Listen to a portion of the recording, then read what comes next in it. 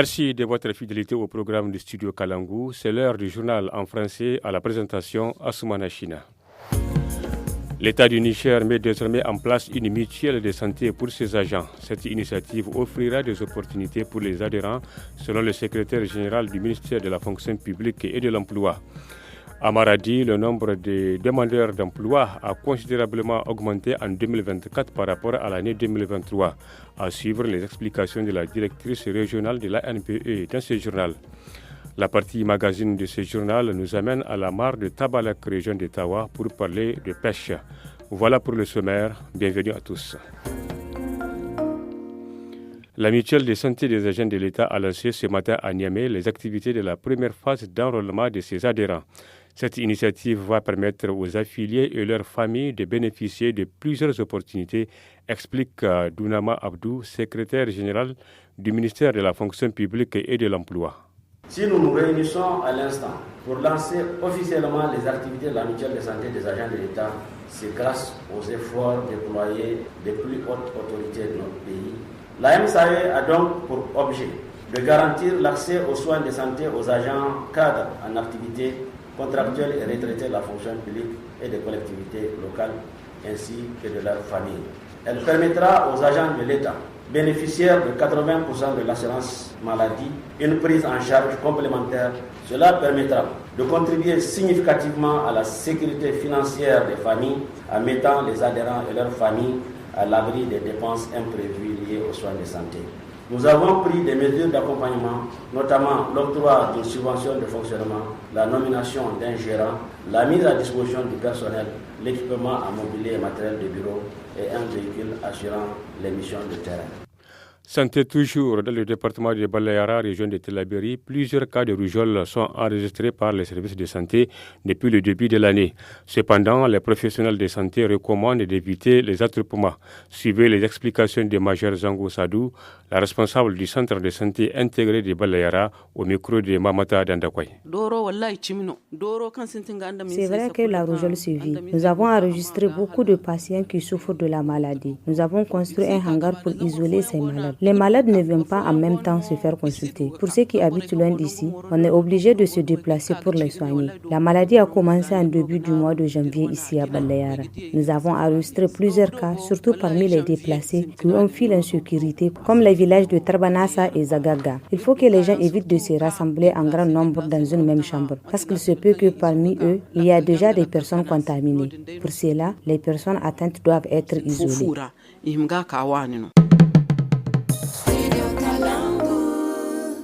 En 2024, plus de 7000 demandeurs d'emploi ont été enregistrés à l'Agence nationale pour la promotion de l'emploi du Maradi.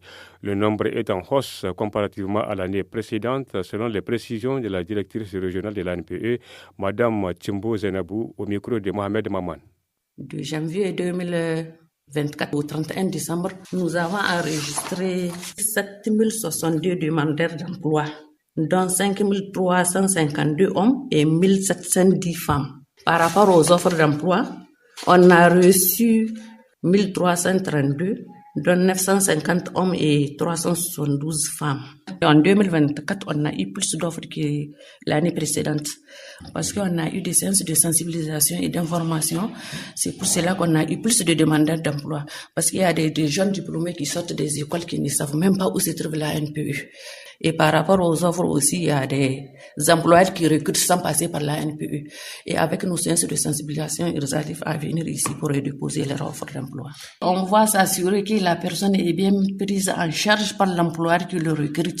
Parce qu'il y a des employeurs qui recrutent et qui paient les employés en dessous du SMIC qui est de 30 000 pour le moment. Des mesures sécuritaires ont été prises par les autorités dans certaines communes de la région de Tawa, dans le département de Bernin-Koni, où les motos sont interdites de circulation. C'est dans ce cadre que les syndicats des enseignants contractuels et titulaires ont organisé une réunion d'information aux délégués des écoles sur la situation. Moustapha Abdouraouf, secrétaire général du SINASEB, explique au micro de Asuman Moussa Arzika. Cette rencontre vise à mieux informer la population afin de trouver une solution face à cette situation d'insécurité. En tant qu'enseignants, quelle contribution allons-nous apporter pour la sécurisation de l'ensemble du département de Kouani? Cette affaire de l'insécurité, c'est une affaire de tout le monde. C'est pour cette raison que le gouverneur de la région de Tawa a signé un arrêté portant l'interdiction de la circulation des motos de jour comme de nuit dans 2 communes du département, Alela et Bazaga. Et c'est un arrêté qui va prendre effet à partir du 15 de ce mois. C'est pour cela que nous avons jugé utile d'informer notre base sur le respect de cette mesure et comment trouver les voies et moyens pour nous rendre au travail à l'heure. Et puis cette information en bref, le général de brigade Abdraman Chani, chef de l'État, a signé hier une ordonnance concernant la restructuration de la centrale d'approvisionnement en intrants et matériel agricole Kaima. Ainsi, cette organisation devient une agence gouvernementale avec pour mission de fournir régulièrement au pays les intrants agricoles et zootechniques, y compris les engrais, les semences améliorées, les produits phytosanitaires, la nourriture pour animaux, entre autres. Au Niger, selon la réglementation de la pratique de la RNA, régénération naturelle assistée, il est créé des comités de services au niveau des espaces concernés. Ce décret donne certains avantages à ces organisations, même s'ils sont souvent confrontés à quelques difficultés. Mahamadou Roro, membre du comité du village de Kamrey dans la commune de Dankasari, département de Dogondouchi, explique au micro de Abdelaziz Dayouma. Il y a ceux qui font l'abattage la nuit et d'autres le font en journée. Les autorités ont aussi leur part de responsabilité, que ce soit les autorités en charge de l'environnement, les leaders et ceux qui décident en fait. Les brigadiers réfèrent ceux qui font l'abattage chez le chef de village. Et lorsque le forfaiteur est un proche de l'un des décideurs, leur verdict n'est jamais contre lui. Et cela casse beaucoup notre élan et nous rend réticents quand il s'agit de dénoncer ou porter plainte contre ceux qui font l'abattage. Nous ne décidons pas de nous-mêmes, nous rendons compte aux autorités parce que rien ne nous couvre en fait. Selon un arrêté de l'administrateur délégué de la commune d'Arlit, Arlit région d'Agadez, il est formellement interdit aux revendeurs de bétail communément appelés de l'Embe Saché de circuler dans la ville avec leurs animaux. L'annonce a été faite cette semaine par arrêté de l'administrateur délégué de la commune urbaine, Mohamed Maman Illo. Il explique les raisons au micro de Gungu Mahaman Dantani. Il est interdit de vendre des animaux sur la route ou en ville. La vente s'est faite au marché. Nous sommes dans une période d'insécurité. D'autres peuvent venir non pas pour vendre, mais pour profiter et faire du repérage dans la ville. C'est pourquoi nous lançons un appel auprès de tous ceux qui sont dans la vente de bétail de retourner au marché. Nous faisons des sensibilisations avant de commencer à appliquer la loi. Nous sommes en train de vulgariser la décision auprès de tous les concernés, au marché, auprès de la police, la gendarmerie, à la préfecture et partout où il est nécessaire de le faire. C'est une décision prise pour la sécurité de la ville.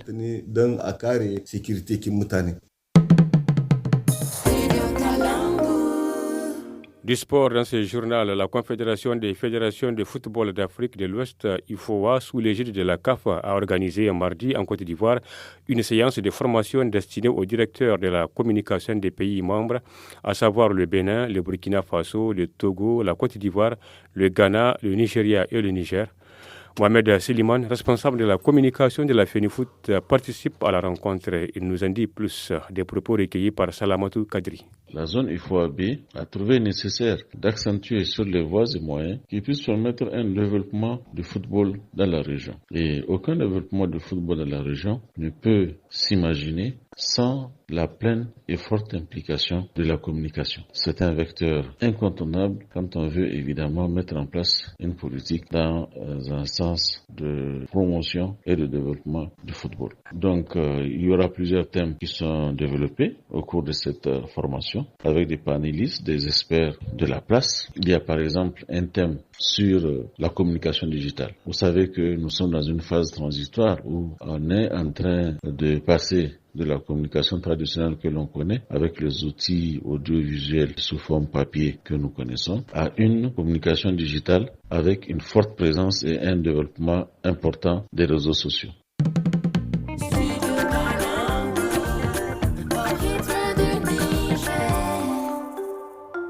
Place à présent à la partie magazine. La pêche est une des activités principales pratiquées au niveau de la mare de Tabalaka, située dans la commune du même nom, à une cinquantaine de kilomètres d'Ottawa. Avec le lancement de la saison de la pêche il y a quelques jours, nos reporters se sont intéressés à cette activité. Reportage signé Ternan Foudé Ahmed et Yawale Abdelmoumouni. La mare de Tabala couvre environ 100 000 hectares de terre. C'est l'une des plus importantes au Niger de par sa riche diversité végétale et animale. Asséché un moment, la pêche a à nouveau repris au niveau de la mare après 2 bonnes saisons pluvieuses et un empoisonnement. Quelques pêcheurs en témoignent. Il y a quelques jours, dans ce lac, il n'y a que des cielures, mais présentement, ils nous ont mis des capitaines. Présentement, nous avons seulement 3 espèces de poissons dans cette mare. L'année dernière, nous avons empoisonné l'endroit avec des espèces de capitaines. Et actuellement, ils se sont reproduits. Nous avons aussi le silure et la carpe. Selon les chefs de division Fonds pêche communal sortant, le repeuplement du cours d'eau a été réussi. Néanmoins, le capitaine Arzeka Maman décrit les mesures à mettre en œuvre pour prévenir la surpêche dans la mer. J'ai eu la chance de voir les poissons qui ont été pêchés. C'est des capitaines et de grande taille. Les mesures qu'il faut prendre, c'est d'éviter de mettre les engins qui raclent tout comme l'arsène. De ne pas pêcher au moment où c'est fermé. À chaque fois qu'il y a l'ouverture, malheureusement souvent on rate le poisson. Dès qu'on fait l'empoisonnement, il y a des gens qui trichent. Donc c'est d'éviter ça, de prendre conscience que le poisson là, c'est pour eux. Donc on n'a pas besoin de tricher. Par ailleurs, pour préserver cette marque et sa biodiversité, qui souffre encore des effets du changement climatique, les services de l'environnement procèdent à des séances de sensibilisation pour ceux qui l'exploitent sur les pratiques néfastes. Le tenant Amadou Saleh Iné, communal de l'environnement, explique. La coupe abusive qui s'est faite en amont, c'est ça qui fait qu'avec le ruissellement, le sable s'entasse dans la mare. Donc il y a la sensibilisation que nous faisons au niveau des populations pour la coupe abusive. En dehors de ça, donc avec l'environnement, on fait des séances de faucardage pour un peu curer la mare. Cette mare représente une source de subsistance pour beaucoup de familles qui pratiquent la pêche et d'autres activités connexes. Elle constitue également 12% du budget de la municipalité de Tabalak.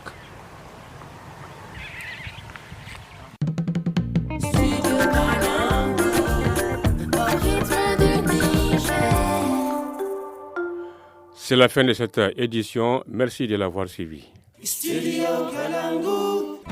Tous les jours, écoutez les programmes du Studio Kalangu sur les ondes de nos radios partenaires. Et sur WhatsApp au 80 06 88 54 à partir de 17h. N'oubliez pas nos rendez-vous hebdomadaires. Lundi, nous abordons une question de droit dans la partie magazine. Mardi, suivez le magazine Bien-être à la fin des journaux et le forum Espace Femmes à 18h15. Ne manquez pas le forum de la presse du vendredi pour le décryptage de l'actualité de la semaine. Samedi et dimanche, place à l'actu des jeunes à partir de 17h, suivi de Tous à la Fada. Et Studio Kalangu au rythme du Niger. Studio Kalangu. Suivez les programmes du Studio Kalangu à Magaria sur la radio Kitari 101.5 MHz, à Zender sur la radio Shukra FM 105.5 MHz, à Tanout sur la radio Damergou 99 MHz, à Difa sur la radio Amfani 100 MHz, à Menosoroa sur la radio Mangari 95.1 MHz, à Ingigmi sur la radio Dileram 99 MHz, à Kabalewa sur la radio Mambio 99 MHz, à Agadez sur la radio Nomad FM 101.9 MHz et sur la radio Sahara 97 MHz, à Arlit sur la radio Ikokan 95.1 MHz et sur la radio Kausen 94 MHz, à Chirozérine sur la radio Azuru 99 MHz. Studio Kalangu. Chers auditeurs et auditrices du Studio Kalangu, à compter du 1er janvier 2025, le réseau des radios partenaires passe de 52 à 30 radios dans tout le pays. Nous espérons que cette situation, qui est indépendante de notre volonté et de celle des radios partenaires, ne sera que temporaire. Studio Kalangu.